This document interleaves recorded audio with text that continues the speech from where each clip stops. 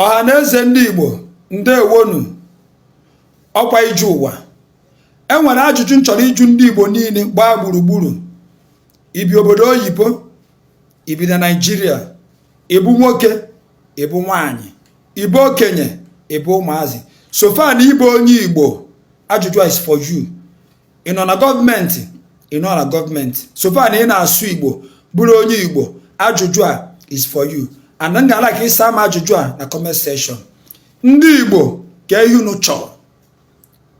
Unu achọ Biafra, ka unu achọ president, ka ọ religion ka unu chọrọ. Enwere ndị na-fight maka Biafra, enwere ndị na-fight maka president, enwere ndị na-fight maka church, enwere ndị na-fight maka ndị egede na ndị mbụ.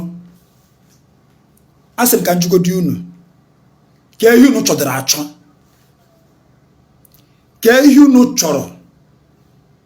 Ọ Biafra ka unu chọrọ, ka ọ president ka unu chọrọ, ka ọ wụ chọọchị ka unu chọrọ, ka ọ wụ ndị egede na ndị mbụ ka unu chọrọ.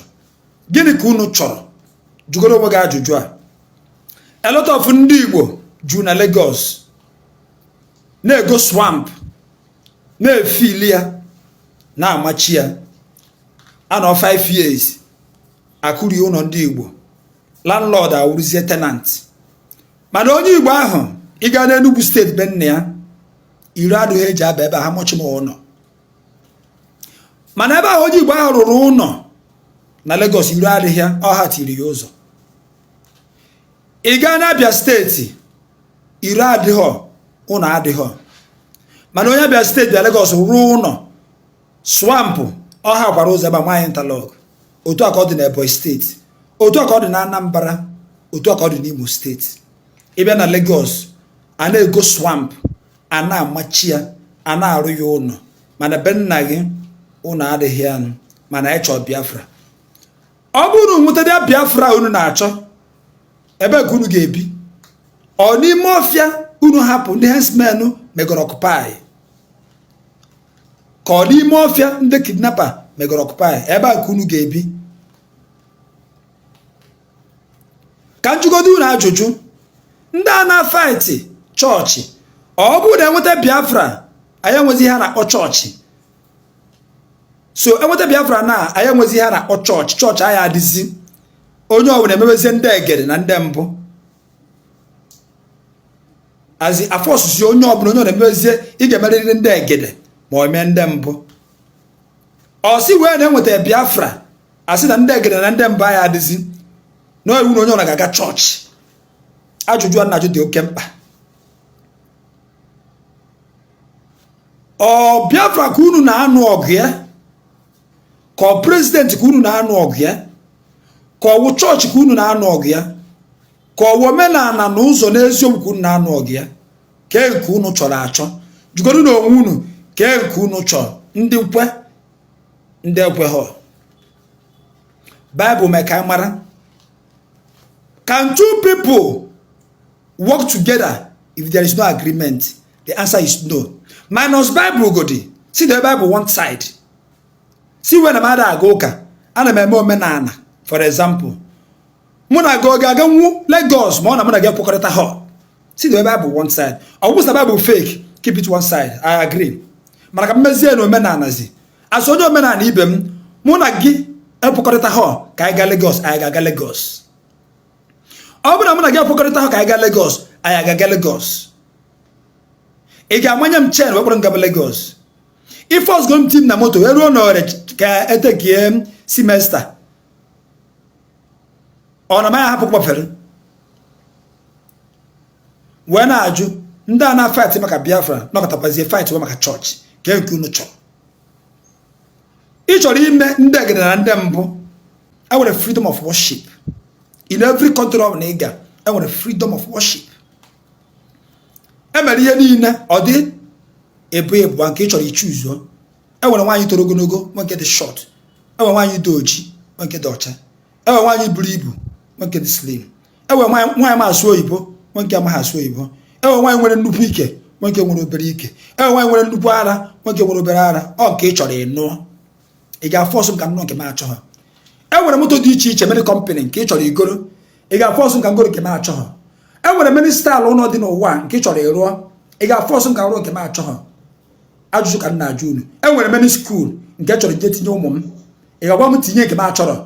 E nwere many churches nke m chọrọ nga, ị ga-agwa m gaa nke m achọghọ.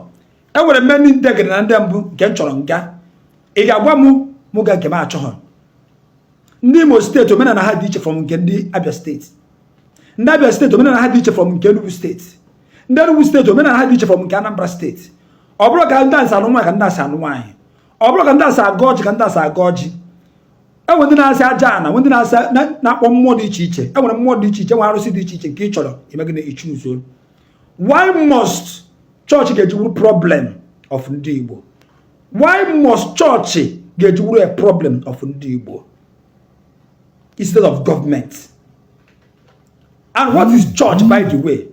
I say, what is church, by the way? In a place where structure, where hall, mother no n'ime gịnị ka ị ga-akpụ ya? Ndị church ada agwa ndị gọọmenti eziokwu. Then who is in the church ya? Ọ bụrụ human being. Ọ bụrụ mụ na gị. Ọsọ mụ na gị nwe Nigeria or nwe Biafra. Aso onye na-eme ndị gị na ndị mbụ iso nwere Biafra. Soro nwere Nigeria. Why don't you come out? I come out as onye church. You come out as onye omenala. I ejikọ aka ọnụ. I agba gọọmenti ka ha ruo iro. Why must not on the church ka agba gọọmenti? Gị nwa aga church ị na-eme ihe gị na ndị mbụ ịnọ n'ime Nigeria, ịnọ n'ime Biafra ma ọ nwụrụ ọbịa. Why must not ga-abụ church ga-emerịrị ya? Unu nwa ndị gị na ndị mbụ ọnụ unu abụrụ mmadụ. Unu adapụta join ya church. Enwere school. Ndị school ada join. Doctors ada join. Lawyers ada join. Also church ka enwere. Ndị Igbo unu amabara ihe unu chọọ. Unu just na-create war na-egbusi onwe unu. And nke ọzọ dịkwa ka ibia ndị bloggers ịpụta because of ego Facebook ga-akwụ gị ị na-akọrọ bish ka na-eshie gị na-ehelu gị. Mana ịma na damage many people. Ịma na damage many generation. Ịma na damage many children. Ịma na damage many families. Bọsị ikpeazụ ya bụ ikpe a ga-ekpe ya bụ ikpe. Ihe ọ bụla ị na-eme nwere ụgwọ. Kama ndị nature ga-abịa gị ụgwọ. Maka onye na-efi na ya na-ekwu eziokwu.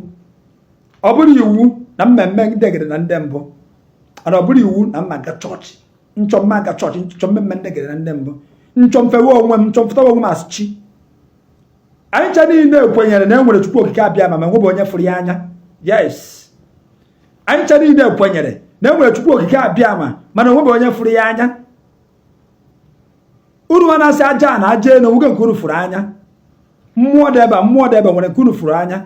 Otu unu si nwee faith na unu nwere mmụọ aja na nwee mmụọ ụta ka mmụọ si nwekwe faith na enwere Jesus Christ. Why nke m ga-eji adị iche? Why nke m ga-eji adị iche? Ị nwere faith ịfụba ha mmụọ ị na-akpa afa anya. Iji bụ mkpụrụ ya afụ mmụọ ihe na-akpa afa. Mmụọ egede, mmụọ mbụ, mmụọ egede na ndị mbụ. Ịfụbeghị ewute anya gị na-abụ. Chukwu oge abịa ma ịfụbeghị ewute anya gị na-abụ. Mmụọ afụbeghị ya. Jesus Christ afụba m ewute anya m na-abụ. Inwe faith believe na enwere mmụọ egede na ndị mbụ. Nchagharị gị ebe ahụ. Mmụọ nwee faith believe na enwere Jesus Christ. Ị ga-achakwara m ebe ahụ. Ịtọ nọ gbasịkwa war among Igbos among Igbos. Yoruba onye na-agba war concerning religion. Awụsa onye na-agba war concerning religion. Ka m bụ n'eziokwu. Igbo unu enwere ike iru ebe unu na-aga because enweghị ga-emenụ ka unu bụrụ ofu because of gịnị unu achọrọ ibu ofu. Unu achọrọ ibu ofu. Onye achọrọ ibu eze, onye achọrọ ibu eze, onye achọrọ iwe eze, onye achọrọ iwe eze. So na ala Igbo ka ọ ga-abụ ịbịa ifu eze community by community. So na ala Igbo ka e nwere eze community by community, community by community. Very soon a ga-enwe eze each family. Unu hapụrụ ọgụ unu ga-anọ. Unu na-anụ ọgụ church, anụ ọgụ religion. Kịta nwanne na nwanne na onye Igbo na-adọzi na mma. Many people support mata eze akụ na mụ na ha adọzi na mma. Ha sị na ha fụ na ha ga-egbu m. Then ndị ụka fụkwa ndị omenala ha na ha adọzi na mma. War among Igbos. Chee na echiche ije ụwa.